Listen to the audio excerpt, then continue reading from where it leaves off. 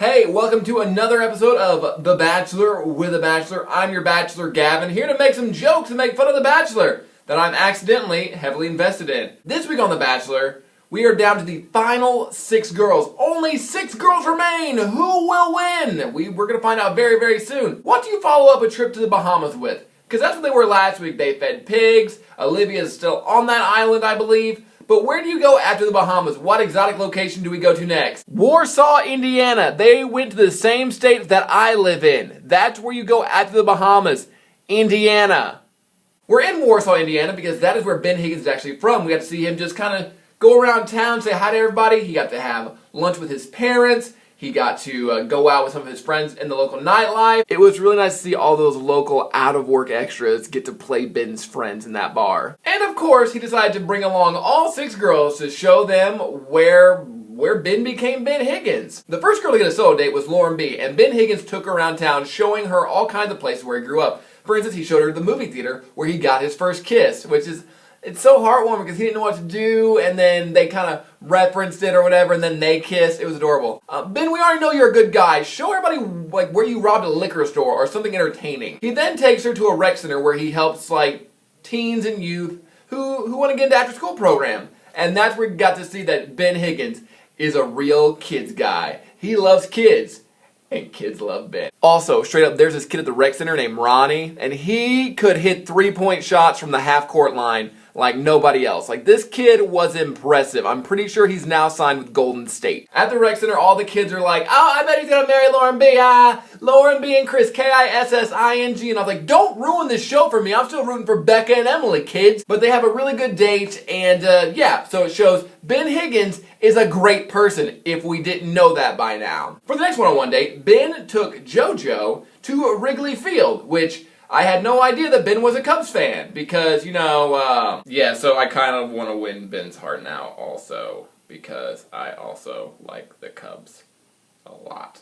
Ben takes JoJo to Wrigley Field, which is my dream come true. Like, Ben, can you take me to Wrigley Field? That would be awesome. And they hit some, and they play baseball in the home of the Chicago Cubs. Ben tells JoJo how the Cubs mean a lot to his dad and himself, and that's awesome. I'm a big Cubs fan, so I'm glad you went to that ballpark and not a place about 3 hours west of where I'm broadcasting from right now, St. Louis. JoJo said nothing bad about the Cubs, so she's kind of okay in my book. Okay, so there's this moment towards the end of the day when they spell out their name in the Wrigley Field scoreboard, the iconic Wrigley Field scoreboard, and I was like, that's my goal. I want to spell out my name with a girl's name in the Wrigley Field scoreboard and kiss her. My only problem with them going on this Cubs-themed date was JoJo said that Ben is the cutest Cubs player of all time. Chris Bryant will fight you. Early in the episode, we found out Emily was getting a one-on-one at the end of the episode. But now it was 3-on-1, somebody's going to get a one-on-one date. And it was weird because it was Becca, Amanda, and Kayla. And they went on a boat ride, but not like a big boat ride. They just paired off in like canoes. So Kayla got to hang out with Ben. And then Amanda and Becca are just over here like, hey, we're here too. Keep rowing. Eventually that day was kind of awkward because all these girls are invested and he's only spending time with Kayla. However, Amanda somehow wins the one-on-one date. So go Amanda, yay! For Amanda's one-on-one date, Ben takes her on finally, he finally takes her on a realistic date. He takes her to McDonald's.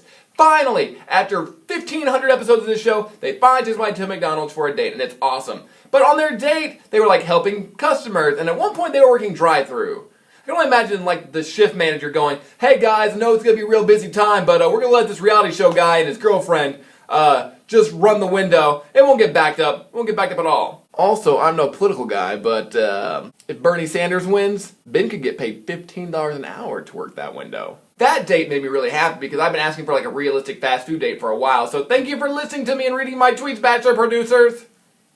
At the end of the episode, it is time for Emily's one-on-one date, and she gets the big date. She gets to meet Ben's parents. Ben's dad, by the way, is like Indiana's Anderson Cooper. That man was handsome. Ben has like the most handsome parents of all time. I don't understand how some people's parents are just TV ready and ready to go.